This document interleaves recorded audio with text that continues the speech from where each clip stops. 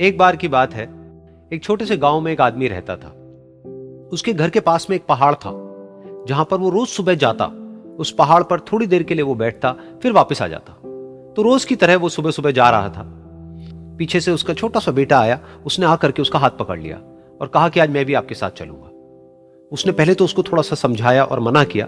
कहा कि जो रास्ता है वो बहुत ही छोटा है और चढ़ाई बहुत ज्यादा है, तो तुम मेरे साथ नहीं चल पाओगे। लेकिन फिर जब उस बेटे ने जिद करी तो पिता मान गया। तो दोनों पहाड़ पर चढ़ने लगे। पिता ने बेटे का हाथ कस के पकड़ा हुआ था। लेफ्ट साइड में पहाड़ थे, राइट साइड में खाई थी और रास्ता बहुत ही छोटा था।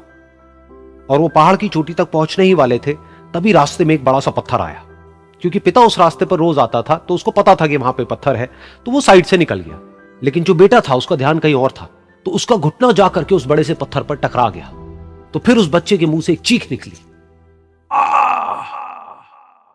और जैसे ही वो चीखा, उसकी आवाज उन पहाड़ों में गूंजने लगी। इससे पहले उस बच्चे ने कभी भी अपनी आवाज की गूंज नहीं सुनी थी, तो उसे समझ नहीं आया कि क्या हो रहा है। वो अंदर से थोड़ा सा घबरा गया। उसे लगा कि शायद कहीं कोई है जो छुप करके उसको देख रहा है और उसका मजाक उड़ा रहा है। फिर उस बच्चे ने बोला, कौन हो तुम? तो जब उस बच्चे ने इस गूंज को सुना, उसे गुस्सा आ गया। उसे लगा कि कौन है ये जो मेरा मजाक उड़ाए चले जा रहा है। फिर उसने गुस्से से कहा, मैं तुम्हें छोड़ूंगा नहीं।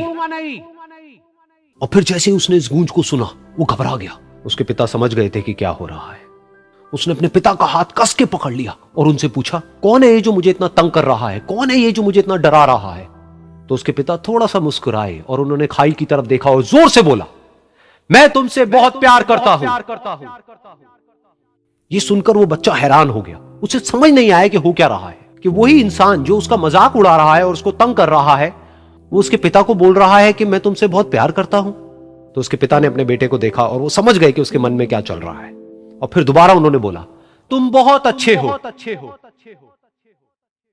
और ये सुनकर उनका बेटा भी थोड़ा सा मुस्कुराया और पूछा अपने पिता से कि ये क्या हो रहा है। और फिर उसके पिता ने अपने बेटे को समझाया, ये जो आवाज तुम सुन रहे हो ना, ये किसी और की नहीं है, ये तुम्हारी ही आवाज है जो कि पहाड़ों में गूंज रही है और तुम्हें अपनी ही आवाज सुनाई दे रही है।